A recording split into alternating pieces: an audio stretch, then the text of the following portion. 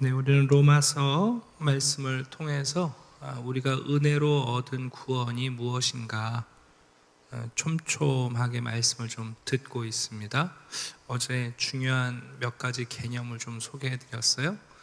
은혜라는 개념보다 그의 아들 예수 그리스도라는 개념이 훨씬 크다. 네. 하나님이 우리에게 주신 모든 은혜와 은사는 예수 그리스도 안에서 우리에게 주신 것입니다.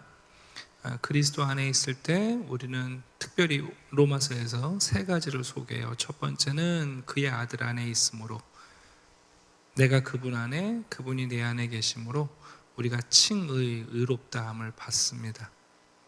또 한 가지는 이제는 우리 안에 재생, 그냥 예전의 생명을 다시 사는 게 아니라 예수의 생명을 받게 됩니다. 영생이죠. 그리고 세 번째는 뭐냐면 이제는 예수 그리스도의 생명이 우리 안에서 역사하심으로 의에 대하여 순종할 수 있는 일이 벌어지게 됩니다. 한마디로 예수 이전에는 죄의 종으로 살다가 예수 안에서 이제 우리는 의의 종, 그리고 또 바울은 그 의의 종을 하나님께 순종하는 종 이렇게 표현하고 있어요. 제 로마서를 읽어가면서 많은 분들이 좀 어려워하는 부분이 뭐냐면 똑같은 단어인데 개념이 조금씩 바뀌어요. 한번 제가 예를 들어 드릴게요. 우리 동네에 빵집이 있다 그러면 그때 말하는 빵은 뭐예요? 말 그대로 서양식 떡이 아니라 빵 얘기하는 거 아시죠? 파리바게트 있다는 뜻이잖아요. 근데 그게 아니라 사람이 빵으로 사는 것이 아니라 그럴 때 빵은 뭐예요? 그렇죠. 우리 육체가 살기 위해서 먹어야 하는 음식을 표현하는 거죠. 이해가시죠? 똑같은 빵인데 어떨 때는 말 그대로 구체적인 물리적인 빵을 얘기하는 거예요. 식재료로서의 빵. 어떨 때는 빵이 음식을 표현하는 거잖아요. 로마서 읽다 보면 죄라는 단어가 나와요. 근데 그 죄라는 단어가 모든 본문에서 동일한 의미가 아닌 거예요. 어떨 때의 죄라는 것은 내가 거짓말하고 도둑질하고 살인하고 간음하는 나의 범법을 얘기할 때가 있고, 어떤 때 죄는 우리가 죄의 종이 되어 죄를 선택할 수밖에 없는, 의를 추구할 자유가 없는 죄의 시스템 안에 있는 그 굴레를 의미하기도 하는 거예요. 이해가 가시죠? 그래서 오늘 본문 15절부터 23절에 나오는 죄라는 개념은 빵집의 빵을 얘기하는 게 아니라 사람이 빵으로만 사는 게 아니라 말할 때 그런 죄의 시스템을 얘기하는 거예요. 이제 우리가 읽어가면서 이거를 좀 구별할 수 있으면 좋은데, 그냥 죄 그러면 전부 다 범죄를 생각하는데 그게 아니라 오늘 본문에 나오는 죄는 우리로 하여금 죄를 지을 수밖에 없는 죄의 시스템 자체를 얘기하는 거예요. 자, 한번 읽어봅시다. 먼저 15절부터 16절을 보게 되면 바울이 6장을 시작하면서 어떻게 시작했어요? 야, 그러면 우리가 하나님의 은혜를 더하게 하려면 죄를 더 많이 지으면 되겠네. 그런 궤변을 들어놓는 사람들에게, 야, 그거는 예수 그리스도와 세례받은 그 세례가 뭔지를 모르는 사람이고, 우리의 구원이 그리스도와의 연합이라는 것을 모르는 사람들이 하나님의 은혜를 빌미로 사용해서 만드는 궤변이지 그건 복음이 아니다 설명했잖아요. 그 얘기를 정리해요. 그런즉 어찌하리요? 우리가 법 아래에 있지 아니하고 은혜 안에 있으니 죄를 지으리요? 그럴 수 없다. 이제 우리는 더 이상 죄 아래에 있지 않다. 여기서 말하는 죄도 시스템이죠. 우리가 죄 아래에 있지 않다. 우리는 의와 생명의 지배를 받는다. 하나님의 은혜 안에 있다는 것, 예수 안에 있다는 건 뭐냐면 예수의 생명이 우리에게 자꾸만 추동하시는 의와 생명의 지배를 받는다는 거다. 그러면서 16절에 이렇게 말해요. 우리가 누구에게 종로로 타느냐, 우리를 누구에게 내어주느냐, 그게 우리가 누구의 종이냐를 결정하는 거 아니냐. 구원받고 나서 여전히 죄에게 내 삶을 내어준다면, 야, 그 사람이 어떻게 하나님의 종이냐? 죄의 종이지. 그러나 그 순종함을 받은 자의 종이 되는 줄, 우리가 하나님께 순종하고 있다면 우리가 하나님의 종이라는 사실을 알게 된다. 근데 바울은 이 순간부터 이런 진리를 마주하면 건조하게 이론을 설명할 수가 없는 거예요. 이게 참 다른 거예요. 우리가 더 이상 죄 아래서 죄의 종이 아니라 이젠 그리스도 안에서 하나님께 순종하는 종이 되었다는 사실이 바울에겐 감격을 일으켜요. 그래서 바울은 갑자기 찬양합니다. 여러분, 이게 신앙이에요. 신학만 있는 사람들은 건조한 논리를 얘기해요. 그러나 신앙이 있는 사람들은 이 진리를 마주대할 때 하나님께 찬양할 수밖에 없어요. 감사할 수밖에 없어요. 그래서 바울이 여러분 17절 보니까 어떻게 해요? 갑자기? 아니 그냥 논리를 전개하면 되는데 갑자기 터져 나와요. 하나님께 감사하리로다. 왜요? 죄의 종에서 해방되어 하나님의 종이 된 게 우리의 선택이 아니고 우리의 노력이 아니고 우리의 수고가 아니잖아요. 네. 놀라운 일이잖아요. 그래서 바울이 감탄하고 찬양하는 거예요. 하나님께 감사하리로다. 우리가 본래 죄의 종이었는데 하나님이 우리에게 전하여 준 복음, 내가 너희에게 전한 복음, 나의 제자들이 너희에게 전한 그 복음을 통하여 우리가 그 교훈을 마음으로 순종하였더니, 그 복음을 받아들였더니 여러분 죄로부터 해방되어 의에게 종이 되었다.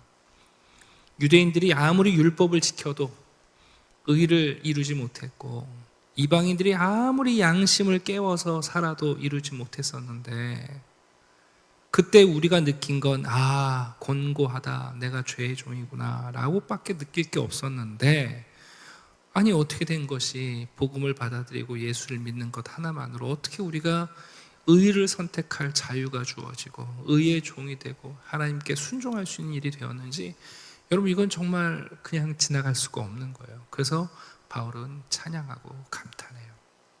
네. 17절과 18절은 바울의 찬양이에요. 감사하리로다. 네. 어떻게 여러분들 이런 감사의 마음이 있습니까? 혹시 착한 일 한 번 하고 나서 이야 역시 나는 이 정도 돼 하고 여러분 우리 자만하고 자긍심과 자존감 높이고 있는 거 아닙니까? 아니요. 우리 여러분 예전 같으면 그런 거 선택 못했어요. 주일마다 우리가 인사하잖아요. 당신이 저보다 더 잘 되기를 원합니다. 예전 같으면 그런 마음 없어요. 택도 없어요. 여러분. 무슨 말을. 그런 마음 우리에게 없는 거예요. 그게 우리에게 기쁨이 되지도 않거니와 불편하죠. 오히려 괴로워요, 여러분. 자, 바울은 잠시 하나님께 찬양하고 또다시 진리를 이어갑니다. 너희 육신이 연약함으로 내가 사람의 예대로 말한다.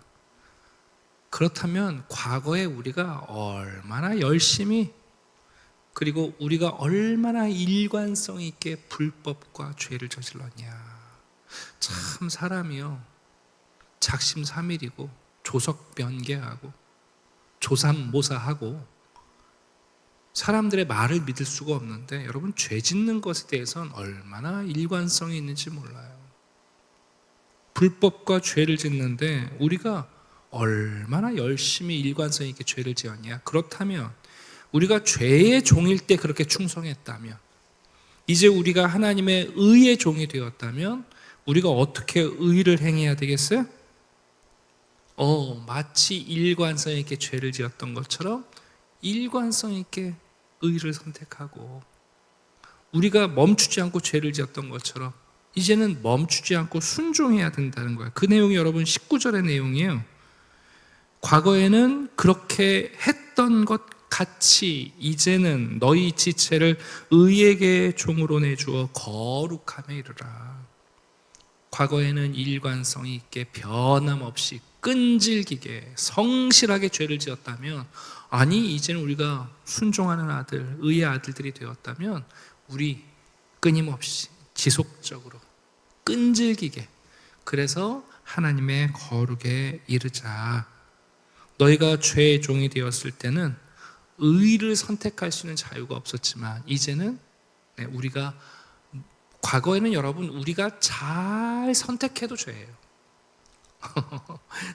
과거에 우리가 했던 건 뭐냐면 죄를 지을까 말까를 고민했지 의를 행할까를 고민해 본 적이 없는 거예요. 여러분. 그러나 이제는 달라요. 우리는 의를 행할까 하는 고민이 우리를 사로잡고 있습니다. 자, 21절입니다. 너희가 무슨 열매를 맺었느냐? 이제는 너희가 과거의 그 일을 부끄러워한다. 왜 그랬는가? 그 죄의 결과가 무엇인지 우리가 아는 거죠. 우리가 불법을 행하고 죄를 지었을 그 결과가 뭐예요? 하나님과의 불화예요. 이웃들과의 여러분 적대감과 대적이에요. 아니, 거기서 멈추지 않아요. 결국은 죄의 결과로 사망에 이르는 것을 알아요. 그러나 이제는 너희가 죄로부터 해방되었고 하나님의 종, 의의 종이 되어 죄를 짓는 것처럼 성실하게 의와 순종에 머물면서 거룩함에 이르는 열매를 맺었으니 그것이 바로 예수 안에서 우리에게 주어진 생명의 열매다. 네, 여기까지 하고 나서 이제 결론 한 줄로 요약하는 거예요. 죄의 싹은 사망이다. 죄의 결과는 사망이다.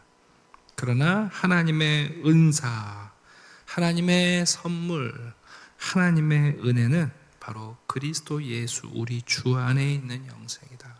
그러니까 우리는 죄를 짓다가 안 짓게 된 사람이 아니에요. 다시 말씀드려요. 우리는 죄를 짓다가 이제는 예수를 얻은 사람이에요. 우리는 죄를 선택하다가 이제는 선을 선택한 게 아니에요. 이게 도교식, 유교식 가르침인데 그게 아니라 우리는 죄를 선택하다가 예수를 선택한 사람들이에요. 하나님은 우리에게 도덕적, 윤리적, 선한 삶을 선물로 주신 게 아니라 하나님 자신이신 예수 그리스도를 우리에게 주셨어요. 그래서 그 그리스도 안에서 우리는 여러분 의로움을 받고 그리고 생명을 누리고 그리고 하나님께 순종할 수 있는 삶을 살아가는 사람이 된 거예요.